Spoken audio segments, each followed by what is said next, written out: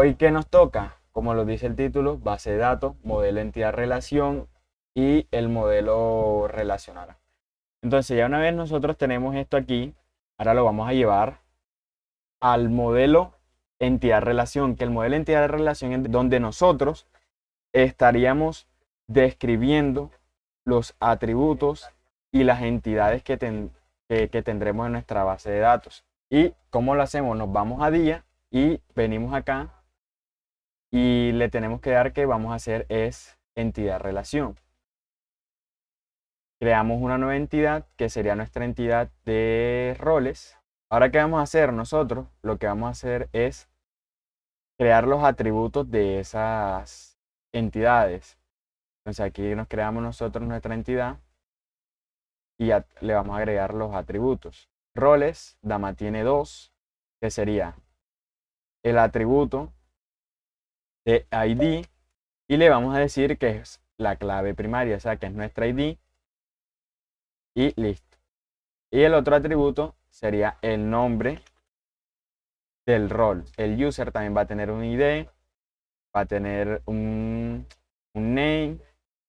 Ahora aquí tendríamos el last name, el email y el password. Listo. Aquí estas serían nuestras entidades en nuestra base de datos, que van a terminar siendo pues tablas. ¿Qué vamos a hacer nosotros ahora? Nosotros ahora vamos a establecer las relaciones que tendrán esas entidades. Un usuario puede tener un solo rol, pero ese rol lo pueden tener muchos usuarios. La pata de gallina, que es un dicho para indicar que es una relación de muchos, lo vamos a colocar en la tabla de roles. Bueno, perdón, en la tabla de users, que nos va a indicar que la clave foránea va a estar en user, o sea que la ID del rol la va a tener es el usuario. Eso es básicamente lo que nos quiere decir eso. Entonces la flecha de inicio debe tener esto. Sí. Tenemos aquí nuestra patica de gallo, que esta la que nos quiere decir es que es de muchos, pero que solamente es de muchos a uno. Y esta que sí finalice como una línea normal. Entonces, los roles están asignados a muchos usuarios, pero esos usuarios solo tienen asignado un solo rol. Y por eso está de unos a muchos. Si vamos al requerimiento, aquí nos dice, quiero asignar tareas a diferentes miembros del equipo. Entonces, ¿qué estamos viendo ahí? Que necesitamos otra tabla, que sería la entidad de grupos. Entonces no podemos hacer directamente la relación entre usuarios y lo que sería tareas, sino que debemos de sacar ahora otra entidad, que sería la entidad de grupo. Entonces nosotros acá ya no podemos establecer esta relación porque no estaría cumpliendo con lo que nos pidió el cliente. Entonces alejamos y pegamos nuestra nueva entidad, que va a ser la entidad de grupo. Entonces, ¿qué vemos nosotros aquí? Que un usuario está en un grupo, pero ese grupo contiene muchos usuarios. Entonces estamos viendo lo mismo que veíamos en roles y usuarios, pero aquí iría la foránea de grupos, iría en usuarios también. ¿Por qué? Porque nosotros cuando hagamos la consulta, para saber en qué grupo están los usuarios, nosotros vamos a buscar es por la ID del grupo. Entonces, dependiendo del ID del grupo, vamos a saber a qué grupo pertenece. Entonces, aquí lo que estamos diciendo es que user va a tener la foránea del grupo para saber a qué grupo pertenece ese usuario que nosotros estamos creando. Y así estaremos cumpliendo de que un usuario puede estar en un grupo, pero ese grupo contiene múltiples usuarios. Y ahora viene la relación entre ese grupo y esa tarea. Y como vemos aquí estamos normalizando nuestra base de datos. No lo hacemos explícitamente, sino que ya con uno con la experiencia, pues tu cerebro lo va haciendo automáticamente. Entonces, por ejemplo, como nos dice, aquí nos dice, quiero poder asignar tareas a diferentes miembros del equipo. Podemos tomarlo de la siguiente forma, de que se le asigne a ese grupo la tarea o a esos miembros de ese grupo. Porque con la relación que hicimos, haciendo un select en donde la idea del grupo sea tal y le asignamos esa tarea, ahí lo podemos hacer. Lo que nosotros vamos a hacer es que en lugar de esta relación hacerla aquí, la tenga con users. Entonces, un usuario puede tener muchas tareas, pero esa tarea solo puede tener un usuario. La foránea de usuario iría en esta, porque claramente nosotros necesitamos que esta tarea tenga la ID a la cual se le asignó esa tarea, porque nos dice, quiero poder asignar tareas a diferentes miembros del equipo. Ya nosotros vamos a, cuando hagamos un select, en donde la ID del equipo sea tal, nosotros vamos a traer esos usuarios, ¿cierto? Entonces, la persona va a poder elegir ese usuario y le va a asignar y va a asignar esa tarea. Entonces, todo esto que tenemos aquí vamos a tener que pasarlo a tablas y a colocar las foráneas como tal. Para eso nos vamos a venir a Star UML, ¿sí? Y ahora vamos a los atributos del usuario. Agregar columna, vamos a agregar varias columnas. Entonces, tendría primeramente la ID. Tendríamos el name. Luego el last name. Y ahí tendríamos el email y el password. Entonces aquí colocaríamos ID rol, ID group, ID del grupo que tendré ese usuario, ¿cierto? Ahora, ¿qué vamos a hacer?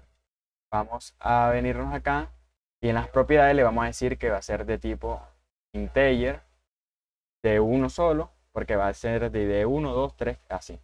Va a ser primary key y eso automáticamente la convierte en única cuando es primary key, porque las llaves primarias no pueden repetirse. Y la idea del rol, pues va a ser una foreign key que va a ser de tipo integer y la idea del grupo también. Ahora que vamos a colocar los atributos de nuestra tarea, va a tener el nombre, la descripción, el estado. Además del estado, va a tener la fecha de expiración y de user. Ah, y cierto, me faltó su ID también. La ID. Ahora vamos a establecer las mismas relaciones. O sea, aquí lo tenemos que hacer de uno a muchos. Y ahora grupos, tenemos que colocar la misma relación de uno a muchos. Entonces, si nos damos cuenta, estamos haciendo lo mismo que acá, solo que aquí lo vemos como una tabla común y corriente de SQL, ¿cierto? Y ahora la tabla de tareas, que sería de que un usuario puede tener muchas tareas, pero esas tareas solo van a tener asignado a un usuario. Ahora vamos a crear lo que sería nuestro diagrama de clases detallado. Las relaciones que tendríamos no serían de composición ni de agregación por el momento, son de asociación. Y sus métodos, pues si los tenemos como clase, pues tendrán el método constructor y los getter y setter. Pero como estamos en TypeScript, al crear un constructor, automáticamente él crea los getter y setters. ¿Qué vamos a hacer nosotros? Vamos a crear una dependencia. Entonces vamos a organizar esto así. Vamos a organizarlo de esta forma para que entiendan la dependencia. Que el control del task depende de esa clase tareas. Claro, porque ¿cómo va a funcionar si no vamos a tener una clase, ¿cierto? El control del user depende de la clase user y el control del group depende del grupo. Entonces aquí, ¿qué vamos a hacer? A crear nuestros métodos, que serían operaciones. Tendríamos el create user. Tendríamos el get users. Tendríamos el get user by ID. El update user. Tendríamos el delete. Entonces sí, sería obtener tareas y obtener una tarea en específico. Y listo. Aquí ponemos create user. Y vamos a tener el user. Vamos a obtener el user por la ID. ¿Qué vamos a tener? Obtener todos los usuarios. Update del user. Y delete user. Create grupo. Pues, ¿qué pasa? Cuando creemos un usuario, utilizamos este método. Para obtener un usuario, pues Para obtener todos los usuarios, Para actualizar el usuario cuando pues queramos modificar algo, y eliminar el usuario, Cuando queremos crear una tarea, Para obtener una tarea, utilizamos Cuando queremos obtener una tarea, todas las tareas, Si queremos actualizar el estado de esa tarea, utilizamos ese método. Y ya si la queremos eliminar, utilizamos ese método. Y el control group, lo mismo, creamos el grupo, obtenemos el grupo específico que nos traerá la ID de los usuarios. Y con esa ID de usuario podemos hacer un join a la tabla usuario y mostrar la información completa. Luego podemos obtener todos los grupos que hay para mostrárselo al administrador. Luego actualizar ese grupo en caso de que se haya equivocado de ID o de grupo con el nombre. Y eliminar el grupo en caso de que ese grupo ya no vaya a funcionar más. Un requerimiento que nos dice historial de tareas. El sistema debe ser capaz de listar el historial de todas las tareas realizadas. Entonces a nosotros en la base de datos nos tocaría crear una tabla que sea una tabla historial, una tabla history. Que ahí se va a hacer un insert cada vez que una tarea se marque como completada. Entonces cuando se haga el update de esa tarea, nosotros vamos a insertar en la base de datos. Fue un placer pues haber tratado de enseñarles lo que sería el modelo entidad-relación, el diagrama de clases detallado, que hicimos nuestras entidades, las relacionamos, como pueden existir dependientemente una de la otra, pues son de asociación y estas son de dependencia porque los controladores dependen de nuestras entidades. E hicimos también nuestro diagrama relacional, nuestro modelo relacional. Que esto lo llevaremos a la base de datos en la próxima clase. Esto ahora lo pasaremos a una tabla en la base de datos y comenzaríamos también a programar también nuestro proyecto. Ya comenzaríamos a dejar las estructuras listas de cómo lo haríamos.